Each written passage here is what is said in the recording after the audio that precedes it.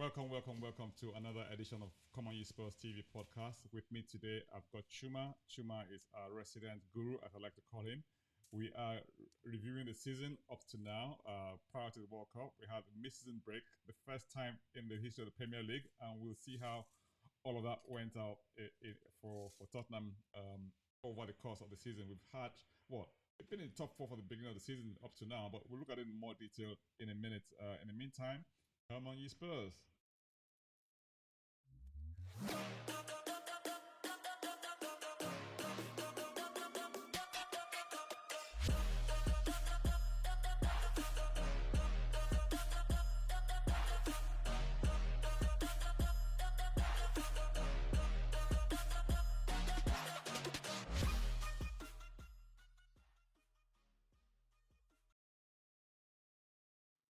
Welcome back.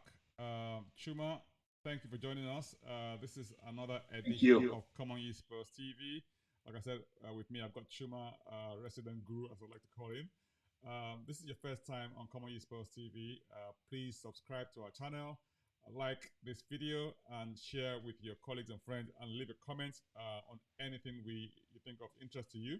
Of course, yes, we welcome you to, if you want to come and join us on the program, please send us a DM or send us an email to comeonyespursTV@gmail.com, and we'll be happy to add you as a guest on one of our episodes. Right, very much welcoming Chuma. Chuma, how are you?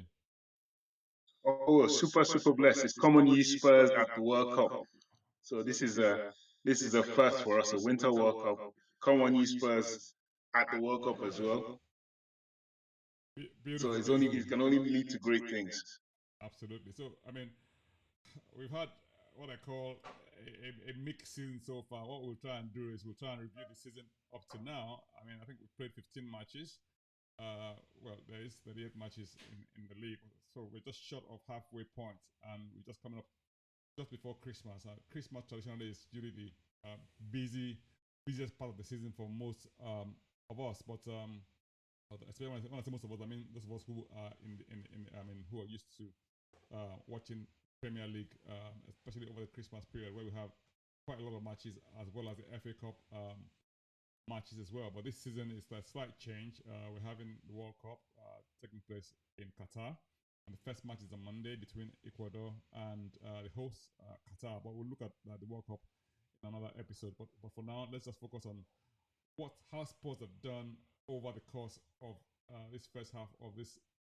Probably a bit of a weird season, because it's a new thing for a lot of people. I mean, some people have said that some teams have sort of taken their legs, put their legs on the pedal, so take it softly to, get to the World Cup. And some players have kind of been wary of sustaining injuries that might kill them out of the World Cup, so they've sort of taken their foot off the pedal, if you like, to avoid injury in some cases. Whether that's true or not, who knows? I mean, what do you think, Juma? Well, I think it's true to a point. I think it's a very unique season in the sense that this is the first time we've had a Winter World Cup, and I think there's no way it would not play in the minds of so many players. We've seen so many high level dropouts from the squads. Sadio Mane, Christopher Nkunku in France now. These are players that probably tried to save themselves, but through no fault of their own, got injured, and now they're out of the World Cup. So you could sense that certain players, I think, certain marquee players for their countries, it was playing on their minds a bit. And then the teams that had the younger players with lots more to nothing to lose, I would say. They really went for it. Like the Newcastles, the Arsenals, they really went for it, because their players, they don't really have as many pivotal players in certain national teams. So it was a gung ho for them, and all the other teams are trying to work it out. But yeah, you can't level that at Bentancur. I think that's the only thing we can come away from. Rodrigo Bentancur, I think, is exempt from saving himself from the World Cup. He gave it all. So yeah, definitely.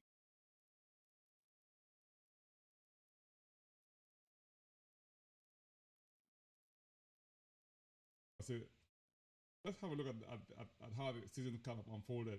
We opened the season, at home to Southampton, And before you knew it, we went a goal behind, even though we were playing quite well up to that Yes. point. And that seems to have set the tone for the rest of the season. I mean, we ended up winning that match Yeah, 4-1. indeed.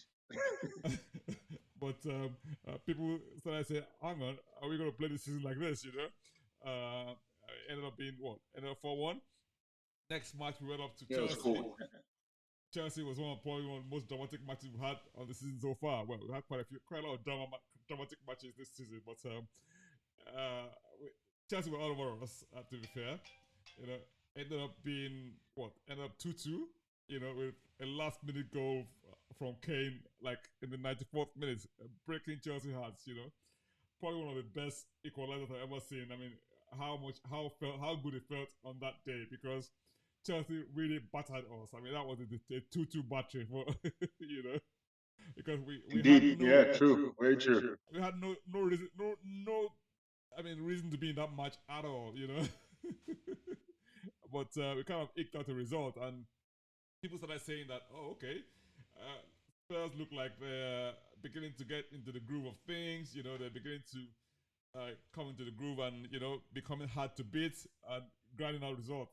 Bear in mind, there's only 2 games to the season, you know, and yeah, it's been like the story of our season so far. I mean, we had the Wolves match. Wolves came and I don't know, they kind of did Wolves, if you like, but they didn't score. We ended up winning 1-0, which was for me. I thought it was a good victory at the time, you know. But we still had people who are complaining about our style of play, you know. Right, tell me, this style of play thing. We've had um, Conte playing his rigid 3-4-3, right? And Yes. a lot of people say that he didn't sort of rotate a lot of players at the beginning of the season, you know, and they felt that he should have maybe given the likes of Bissouma, Richarlison, and Longley a chance early doors in the season, you know, and then also they also felt that, I mean, his 3-4-3 possibly didn't work against all teams.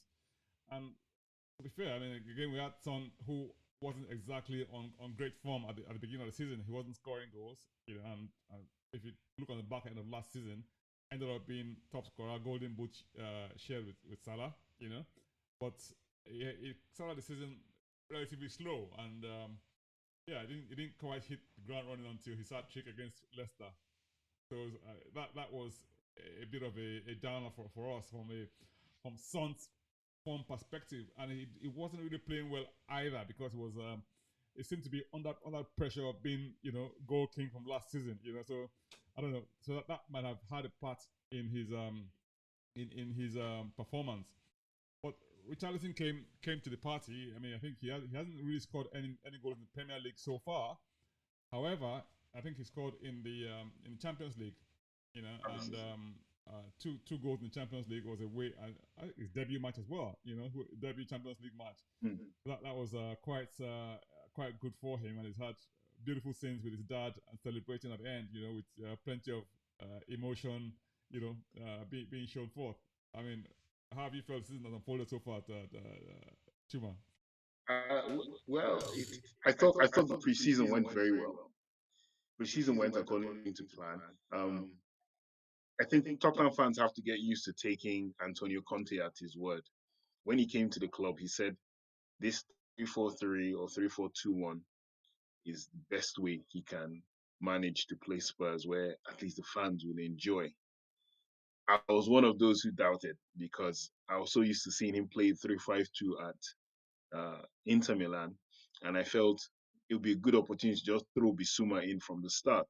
But he didn't quite see it that way. He's notorious for getting players to adapt to his system. He's done this at Inter Milan with Eriksen. He's done this before at Chelsea as well, where certain players you expect to get into the team, he wants them to get used to his tactical approach. And that first game, like you mentioned, against Southampton, it set the tone. Like we went behind. What a lot of people and myself, we didn't quite notice was defensively, like while the attacking midfield to attack tactics or setups were still the same, defensively something has gone. There's a certain amount of trust that has been lost. And I think that stems from, not with the opening game, but with all the games following. It was the fact that we had so much time to work on our defensive strategies last season. We had a week after we went out of the conference league. Conte had a week to drill his defense based on who he was facing the next match. Now all of a sudden, games are happening thick and fast. Full-blooded games. You're playing Premier League, then you're going Champions League, Premier League, Champions League, and even though we have a good squad, it's not a great squad. And in order for you to play Conte's football, you need a great squad. People come out and say, "Well, that's an excuse," but it's the truth. He doesn't have enough quality to chop and change every 3 games. So things change defensively as well. And then, unfortunately, the man who we like to highlight on this channel as Kulu unplayable was lost for 10 matches, 10 league matches, which is huge, considering how even everyone in the league understands how creative he's come back into the league. He's missed 10 games and still top three, top four assists, chances created. He's just a wonderful player, and it's the equivalent of Man City losing De Bruyne. I'm not saying he's on the same level as Kevin De Bruyne, but he's as important to Spurs' creativity as De Bruyne. And I think, with the loss of Kulusevski, it was quite challenging for Spurs. But in the midst of the challenge, in the midst of even the despair, you know, players like Rodrigo Bentancur have risen to the fore. They've become more pivotal now. He's become more. I said it last season. Well, when we were talking about a lot of things, I said Rodrigo Bentancur is more attacking. He's more skillful than most people realize. But even he himself, he holds back. If he could only ever come out of his shell, and we are seeing glimpses of this man coming out of his shell, and it's been very good. But defensively, I mean, if you look at the statistics, you'll find out that Spurs have scored probably the third highest goals in the league behind Man City and Arsenal. It is in defense that we have the problem. Defense, we are in the bottom quartile of goals conceded, which wasn't the case when we had our incredible run towards the end of last season. So that's the only thing. And if that's what's worth correcting, I think it will be corrected come the second half of the season. Right. I mean, it's amazing that you say that, because if you think about it, we had Kulusevski missing 10 games, like you said, right? That's like, I mean, one of our key players. I mean, from last season up to now, is proven to be key. And when he's come back, within a minute of coming back on, it's proven that we've missed him a lot. And he just sort of created goals. And not only created one goal, he actually created, even though he didn't have a final assist, it was his move and his creativity that created the situation that led to those goals, especially against Leeds. So, I mean, that was absolutely fantastic from Kulusevski. I mean, I've always called him Kulu unplayable, but hey, yes. He is unplayable, totally unplayable. So, I mean, I like how you've sort of analyzed Conte's pattern of play and style, and the fact that he wants certain players doing certain things in certain positions, and don't forget that I think some people were complaining, or not complaining, or saying that he should have played Bissouma more, but he kind of said at some point that, look, he doesn't think that Bissouma quite gets what he needs to be doing just yet, and when he finally got it, we could see the difference, because you can see it exactly. Yeah, he's given Højbjerg and Bentancur the license to go forward. And I actually thought, but you see, the amazing thing about it is that, for me, either of those three can play a holding role, and do it effectively and let yes, go forward. Yes, I agree. So I mean, Bentancur can hold, and Højbjerg can hold, and Bissouma has now proven that he can hold as well, because clearly, I mean, I've seen situations where, I don't know if you saw that match against Leeds, even though the move is not lead on the move led to a red card, but he broke up play in such a beautiful fashion, and he just opened up the play. And if that Leeds player hadn't pulled him back, it was going to be open goal, because he had about 3 or 4 people against one, in the attack. Yeah. For me, Bissouma, has proven that he is a really key player for us, and I think I'm actually looking forward to the next half of the season with excitement because I know we haven't we've sort of stuttered a little bit in this half of the season, but I think it's stuttering with a view to improving, not necessarily stuttering with a view to going downhill. If anything at all, we kept improving Yeah, game after game. So that's a bit of that's exciting to look forward to. And we ended up, I mean, the last match against Leeds. I mean, it was such a fascinating match. I mean, we went down, went behind three times in the match, and then ended up winning 4-3. I mean, of course, conceding 3 goals is not good for the heart. No matter how. never is, never is. How good the constitution And is. to fall behind 3 times You and know, come back. so So I think the yeah, the Leeds game I think was like the previous game before that one, which was the Liverpool game.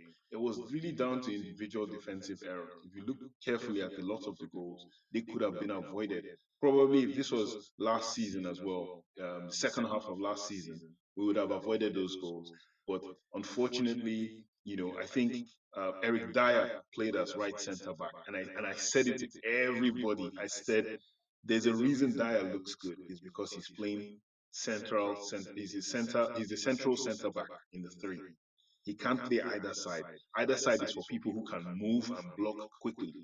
He can't do that, but he's good with the ball. He's good bringing it out. He's good marshalling the two on his side. mhm. So the minute, and it was an obvious tactical move from Conte the minute Romero got injured, because there's obviously little or no trust in that with Davinson Sanchez. I think his time with the club is coming to an end.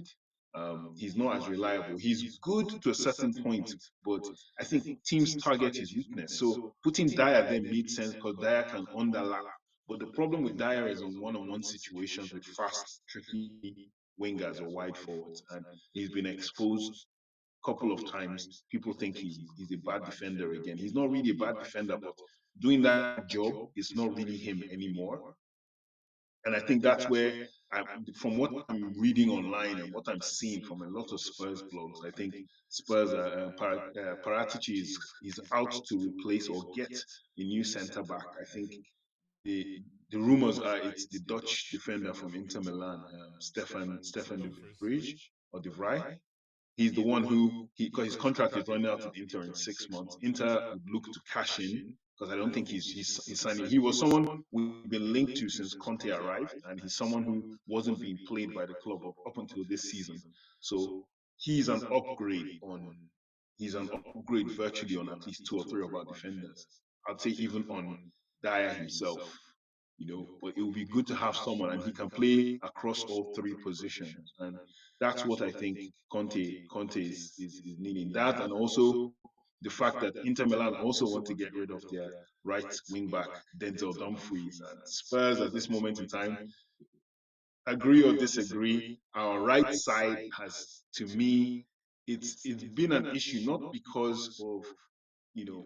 I mean, we've said incompetency. People have labeled Emerson Royal so many different things, but it's for me, it's a lack of effectiveness. I will not go as far as saying, "Oh, he's talentless, he has no skills," but there's a lack of output from that side that should be there. Because if you look at Perisic right now, and even to an lesser extent, Sessegnon, they've delivered from their side. They have assists on the board, chances created on the board, and you can't really say that for Emerson Royal and possibly Doherty. Doherty hasn't really gotten that many chances, nor Spence. So if you could get a ready-made article for that position and another centre back that's solid, I think Spurs would it will really affect the dynamics.